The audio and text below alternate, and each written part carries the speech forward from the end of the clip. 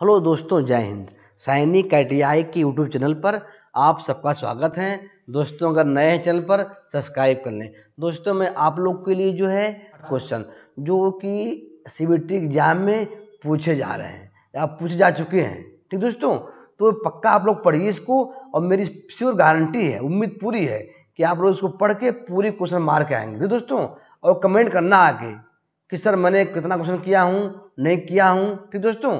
तो ये आप लोग के लिए बहुत फायदेमंद है कि पढ़ लीजिए, आप पक्का पढ़िए एक बार। कौन से पढ़ेंगे? Electrician second year. कौन सा? Electrician second year. चलते हैं। हमारा जो क्वेश्चन है क्या है? किस ऊर्जा को विद्युत ऊर्जा में परिवर्तित किया जाता है? क्या बोला है? जनरेटर द्वारा किस ऊर्जा को विद्युत ऊर्जा में परिवर्तित किया जाता है? तो क्या आंसर होगा? डी, यांत्रिक। मतलब मैकेनिकल ऊर्जा को हम लोग जो है विद्युत ऊर्जा में बदली करते हैं। आंसर है डी। दोस्तों, क्वेश्चन नंबर 2, डीसी जनरेटर में प्रेरित EMF को दिशा ज्ञात करने के लिए किस नियम का उपयोग करते हैं? क्या होगा? बढ़िया क्वेश्चन है। फ्लेमिंग के दाएं हाथ का नियम। Right answer D. Question number 3, armature winding प्रतिरोध को मापने के लिए किस उपकरण का उपयोग किया जाता है? जो आर्मेचर की वाइंडिंग है उसको प्रतिरोध को मापने के लिए हम लोग किसका उपयोग करते हैं? केल्विन ब्रिज का उपयोग करते हैं। आंसर है डी, केल्विन ब्रिज। ये दोस्तों पूरा जो है PDF पढ़ाया गया है। मैं आपको सिर्फ रिवीजन करा रहा हूँ, फटाफट पढ़ लेंगे। और इसका PDF कहाँ मिलेगा? टेलीग्राम पर जाकर वहाँ ले लेंगे और पक्का पढ़ेंगे दोस्तों। चलते हैं क्वेश्चन नंबर आगे 4, DC फील्ड फाइल कॉइल के लिए किस वाइंडिंग तार का उपयोग करते हैं? बोला जो DC फील्ड जो कॉइल है उसमें किस हम बाइंडिंग तार का लगाते हैं? कौन तार होता है? सुपर इनमोल्ड तांबे की तार लगाते हैं। कौन सी? सुपर इनमेल्ड कॉपर की वायर लगाते हैं। आंसर राइट ए। आगे बढ़ते हैं क्वेश्चन नंबर 5, DC मोटर में करंट की दिशा को किस नियम से हम लोग निर्धारित होती है? क्या बोल रहा है? जो DC मोटर में करंट की दिशा जो है किस नियम से निर्धारित होती है? तो दोस्तों, DC मोटर में करंट की दिशा फ्लेमिंग के दाएं हाथ के नियम से निर्धारित होती है। Answer right D. आगे बढ़ते हैं। शॉर्ट और ओपन सर्किट के लिए आर्मेचर वाइंडिंग का परीक्षण करने के लिए किस उपकरण का उपयोग करते हैं? क्या बोल रहा है कि जब शॉर्ट और ओपन सर्किट के लिए हम लोग आर्मेचर वाइंडिंग का परीक्षण टेस्ट करते हैं तो किस उपकरण का मतलब उपयोग करते हैं? तो एक्सटर्नल ग्राउलर का उपयोग करते हैं। किसे करते हैं? External growler. Right answer C. आगे बढ़ते हैं। DC मिश्रित मोटर में आर्मेचर धारा दिशा को बदलकर केवल घूर्णन दिशा क्यों बदली जाती है? क्या बोल रहा है? जो DC मिश्रित मोटर में आर्मेचर धारा दिशा को बदलकर केवल घूर्णन की दिशा क्यों बदली जाती है? क्यों? क्योंकि जो मोटर विशेषताओं को ध्यान रख के, किसके लिए? मोटर विशेषताओं को ध्यान रखने के लिए दिशा को हम लोग बदल देते हैं। Answer right B. आगे बढ़ते हैं। AC मोटर के स्टेटर में कुल विद्युत डिग्री गणना करने के लिए किस सूत्र का उपयोग किया जाता है? बोल रहा है कि जो AC मोटर का जो होता है स्टेटर, कुल विद्युत डिग्री की गणना करने के लिए हम लोग कौन सूत्र करते हैं उपयोग? कौन करते हैं?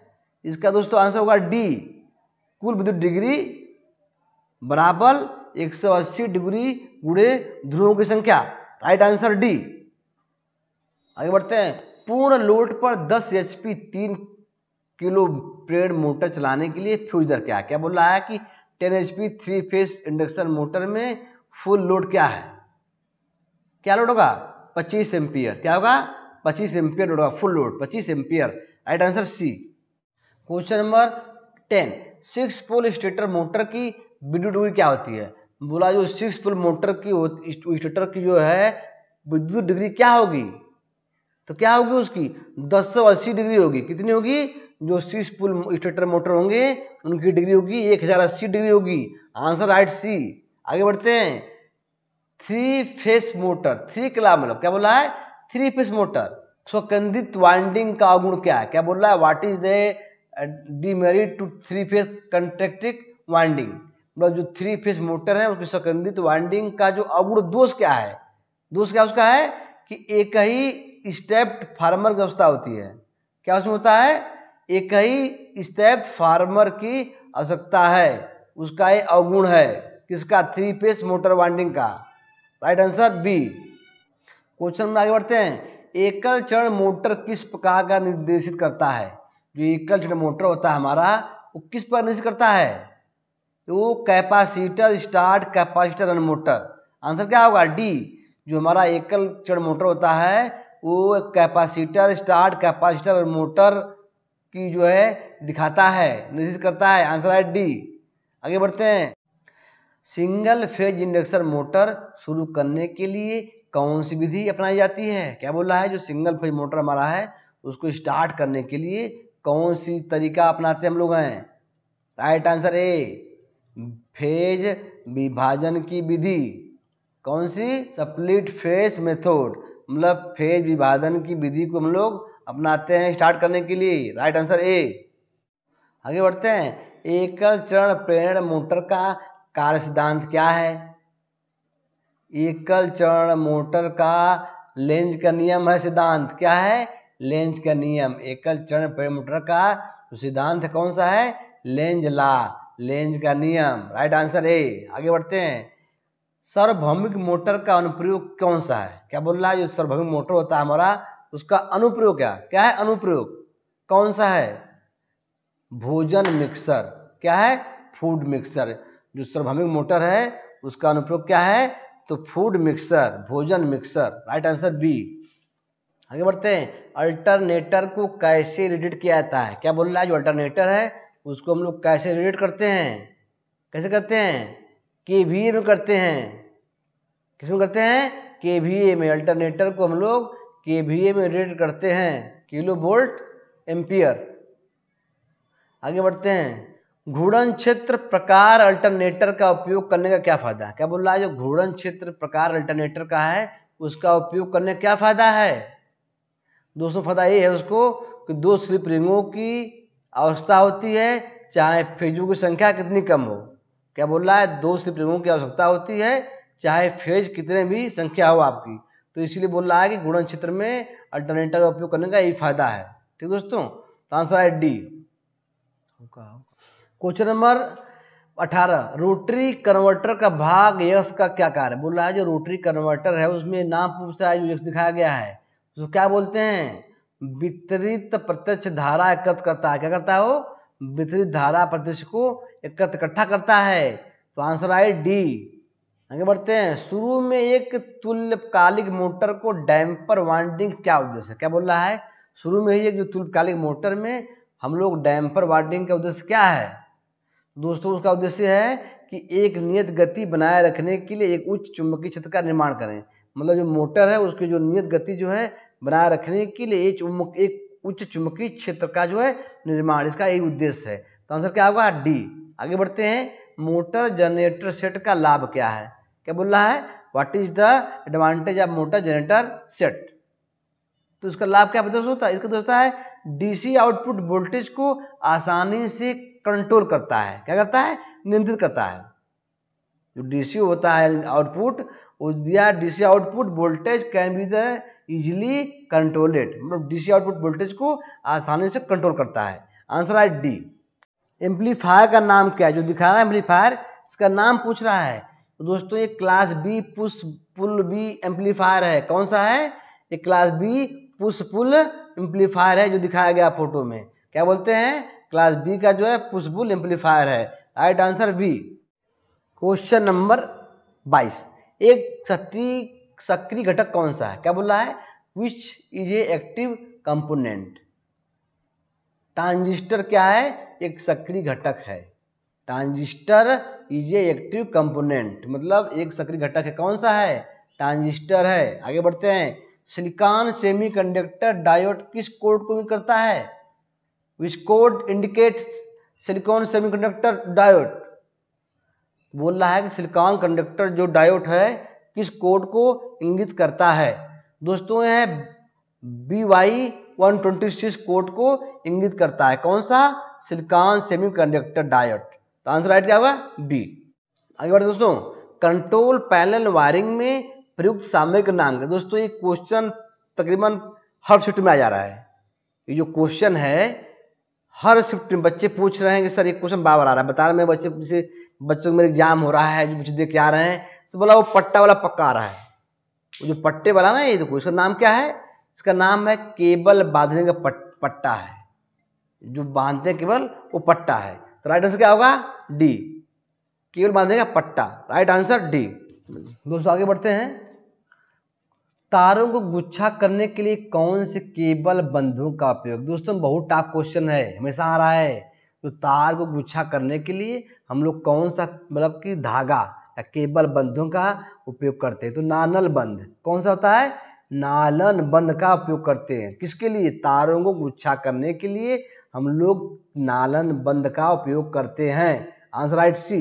आगे बढ़ते हैं, question number 26, panel board assembly में किस उपकरण से बचा जाता है, क्या बोला, जो पैनल बोर्ड असेंबली होती है उसमें हम लोग किस उपकरण से बचते हैं, कौन सा उपकरण हमारा है, तो सेंसर से। किससे, सेंसर से बचते हैं। पैनल बोर्ड असेंबली में हम लोग सेंसर उपकरण से बचते हैं, राइट आंसर ए। आगे बढ़ते हैं, इलेक्ट्रिक ड्राइव क्या है, what is the electric drive. दोस्तों जो इलेक्ट्रिक ड्राइव है वो मोटर को नियंत्रण करने के लिए एक विद्युत यांत्रिक उपकरण है। क्या है, जो इलेक्ट्रिक ड्राइव है मोटर को कंट्रोल करने के लिए, क्या है, मोटर को कंट्रोलिंग के लिए है, मोटर कंट्रोल करने की एक विद्युत यांत्रिक उपकरण है, मैकेनिकल डिवाइस है, आंसर राइट सी। कह दिया है डीसी ड्राइव में बीओपी का पूर्ण रूप क्या है, बेसिक ऑपरेशनल पैनल, बीओपी का फुल फॉर्म होता है basic operational panel, answer right B. आगे बढ़ते हैं, ऑपरेशन के मोड के अनुसार किस ड्राइव को वर्गीकृत किया जाता है, क्या बोल रहा है, क्लासिफाइड, मतलब कि बोल रहा है कि ऑपरेशन मोड में के अनुसार किस ड्राइव को हम लोग बांटते हैं। तो कौन सा ड्राइव है वो, कौन सा ड्राइव है, निरंतर ड्यूटी ड्राइव, मतलब कंटिन्यूअस ड्यूटी ड्राइव को हम लोग वर्गीकृत किया जाता है या बांटते हैं, आंसर राइट डी। आगे बढ़ते हैं, यदि आईएसआई के अनुसार घोषित वोल्टेज 240 वोल्ट है, किसके द्वारा, आईएसआई के द्वारा घोषित वोल्टेज 240 वोल्टेज है, तो न्यूनतम अनुमत एकल चरण कार्यशील वोल्टेज क्या है, आंसर क्या होगा, बी होगा, 228 वोल्टेज होगा, न्यूनतम अनुमत एकल चरण कार्यशील voltage 228 volt, right answer B. आगे बढ़ते हैं, किस शब्द से तात्पर्य है कि किसी पदार्थ का द्रव्यमान इलेक्ट्रोलाइट से एक न्यूक्लाम विद्युत द्वारा मुक्त होता है। दोस्तों इसका आंसर क्या होगा, इसका आंसर होगा डी, विद्युत रासायनिक तुल्यांक, मतलब कि इलेक्ट्रोकेमिकल इक्विवेलेंट, क्या होगा, विद्युत रासायनिक तुल्यांक, आंसर राइट डी। संक्षिप्त नाम यूपीएस का पूर्ण रूप क्या है, क्या दोस्तों बोल रहा है, जो यूपीएस का संक्षिप्त नाम क्या है, यूपीएस क्या है, अनरेप्टेड पावर सप्लाई, मतलब निर्बाध विद्युत आपूर्ति, क्या है, तो इसका आंसर क्या होगा, अनट्रैप्टेड पावर सप्लाई, मतलब कि निर्बाध विद्युत आपूर्ति, यूपीएस का फुल फॉर्म है यूपीएस, अनट्रैप्टेड पावर सप्लाई। दोस्तों पक्का क्वेश्चन हमेशा आ रहा है, ये आपका एम्प्लॉयबिलिटी स्किल में पूछ रहा है, और थ्योरी में देखिए दोस्तों एक क्वेश्चन दो जगह आ रहा है, एम्प्लॉयबिलिटी स्किल में भी आ रहा है और टेट थ्योरी में भी आ रहा है। आगे बढ़ते हैं, वर्ग तरंग इन्वर्टर का उपयोग कहाँ किया जाता है, क्या बोल रहे हैं, वर्ग तरंग इन्वर्टर का उपयोग कहाँ किया जाता है, जिसका हम लोग करते हैं जर्नल लाइटिंग में, मतलब समान प्रकाश व्यवस्था हम करते हैं, जो इन्वर्टर का वर्ग तरंग इन्वर्टर का उपयोग हम लोग जर्नल लाइटिंग में करते हैं, आंसर है डी। फोटोवोल्टिक सेल बनाने के लिए प्रयुक्त सामग्री का नाम क्या है, जो फोटोवोल्टिक सेल है उसको बनाने के लिए हम लोग किस सामग्री का उपयोग करते हैं, तो सिलिकॉन का, सिलिकॉन से हम लोग फोटोवोल्टिक सेल बनाने के लिए सामग्री का उपयोग किया जाता है, तो क्या नाम है, सिलिकॉन। आगे बढ़ते हैं, पारंपरिक बिजली उत्पादन कौन सा है, उसका आंसर क्या होगा, डी होगा, ऊष्मीय शक्ति उत्पादन। ये कौन सी होती है, ये पारंपरिक बिजली उत्पादन होती है, कौन सी होती है, ऊष्मीय शक्ति उत्पादन, आंसर है डी। आई के नियमों के अनुसार मध्यम वोल्टेज घरेलू इंस्टॉलेशन में किन्हीं दो चालकों के बीच इंसुलेशन प्रतिरोध क्या है, जो बोला आई के नियमों के अनुसार है, आई निम्न के अनुसार मध्यम वोल्टेज घरेलू इंस्टॉलेशन में किन दो चालकों का इंसुलेशन प्रतिरोध क्या है? इसका आंसर होगा 1 मेगा ओम से अधिक। जो इसका जो है बीच का आंसर होगा more than 1 mega ohm, 1 mega से अधिक। Right answer B. आगे बढ़ते हैं। OH लाइनों में उपयोग किए जाने वाले इंसुलेटर का नाम है दोस्तों, समझते हैं ना? OH लाइनों में उपयोग किए जाने वाले इंसुलेटर का नाम क्या है? Cycle insulator. Right answer D. OH लाइनों में साइकिल इंसुलेटर का हम लोग उपयोग करते हैं। Answer right D, cycle insulator. आगे बढ़ते हैं। बाइंडिंग वायर गैप को बहुत पास रखने और पिन इंसुलेटर में बहुत टाइट होने का क्या कारण होता है? बोलते हैं जो बाइंडिंग वायर गैप है उसको बहुत पास रखने में और पिन इंसुलेटर को बहुत टाइट होने का क्या कारण होता है दोस्तों? स्पार्किंग से बचें। मतलब इसका कारण होता है कि स्पार्क ना हो। जो बाइंडिंग वायर गैप को हम बहुत पास रखते हैं और पिन इंसुलेटर को बहुत टाइट रखते हैं। क्यों रखते हैं? जैसे हमारी मतलब तार लूज होगा तो स्पार्किंग होगा, तो लाइन कट जाएगी, आपका कुछ उड़ जाएगा, मतलब इसका उड़ जाएगा, मतलब जल जाएगा, पंखा जल जाएगा। बोलते ना कि बड़ा तार किसी की तरह खंभे पे गिर गया तो स्पार्किंग हो गया, शार्ट। क्या बोलते हैं कि शार्ट मार दिया। क्या मार दिया? शार्ट हो गया। वही बोल रहा है। इसीलिए जो है वाइंडिंग गैप को जो है बहुत पास रखते हैं और पिन इंसुलेटर को बहुत टाइट रखते हैं, इसे स्पार्किंग ना हो। तो आंसर क्या होगा? ए। आगे बढ़ते हैं। सर्किट ब्रेकर की टूटने की क्षमता का मूल्यांकन कैसे किया जाता है? जो सर्किट ब्रेकर होता है टूटने की जो उसकी जो औकात है उसको हम लोग कैसे मतलब तौलते हैं, कैसे मूल्यांकन करते हैं? कैसे करते हैं? Meter volt ampere. कैसे करते हैं? मीटर वोल्ट एम्पियर में करते हैं मूल्यांकन। Answer right C. Question number 40।